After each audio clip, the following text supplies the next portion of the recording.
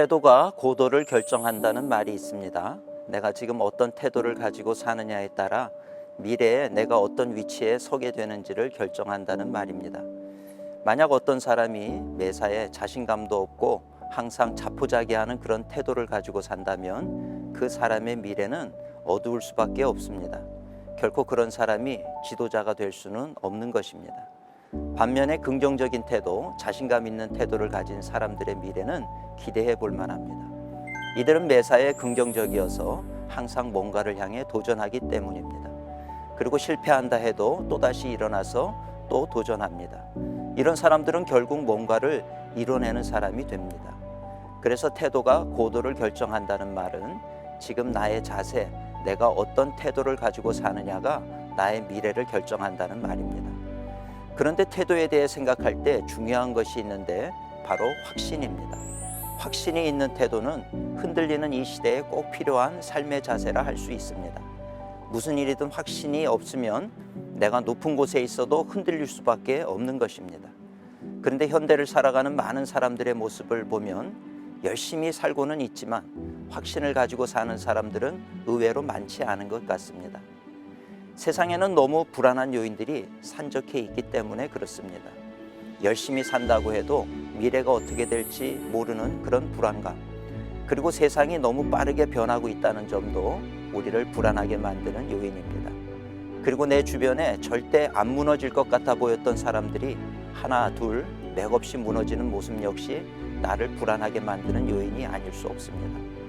그렇게 이런저런 상황을 고려해 보면 흔들리지 않을 수 있는 사람이 없습니다. 성공한 사람이나 그렇지 못한 사람이나 교육을 많이 받은 사람이나 교육을 받지 못한 사람이나 다 흔들립니다. 세상 사람들은 다 그렇게 흔들리는 인생을 살 수밖에 없는데 그 근본적인 이유는 우리가 서 있는 이 삶의 터전이 흔들리고 있기 때문입니다. 사람이 파도에 흔들리는 배 안에 있으면 아무리 중심을 잡으려 애써도 흔들릴 수밖에 없는 것입니다. 그 사람이 아무리 많은 지혜와 지식을 가지고 있어도 흔들리는 파도 앞에서는 소용이 없는 것입니다. 세상의 권세와 부귀, 영화, 힘과 능력, 그리고 많은 경험을 가지고 있다 해도 흔들릴 수밖에 없습니다. 파도치는 배 안에서 흔들리지 않을 사람은 없는 것입니다. 결국 내 인생이 흔들리지 않는 인생이 되려면 내가 서 있는 터전이 흔들리지 않는 터전이어야 합니다. 이런 인생을 산 사람들의 이야기가 성경에는 많이 소개되고 있습니다. 그중 대표적인 인물이 바로 사도 바울입니다. 사도 바울은 수많은 환난과 핍박, 죽음의 위협 속에서도 흔들리지 않는 인생을 산 사람입니다. 그런데 바울이 그런 삶을 살아갈 수 있었던 비결이 있는데 그것은 그가 흔들리지 않는 삶의 터전 위에 서 있었기 때문입니다. 흔들리지 않는 삶의 터전, 그것은 바로 변함없으신 하나님의 사랑입니다. 세상의 모든 것은 다 변합니다. 사람도 변하고 사회도 변하고 자연 환경도 변합니다. 그리고 세상의 모든 이념과 가치, 철학도 변하고 모든 것이 다 변합니다. 그러나 유일하게 변하지 않는 것이 있으니 바로 나를 향한 하나님의 사랑입니다.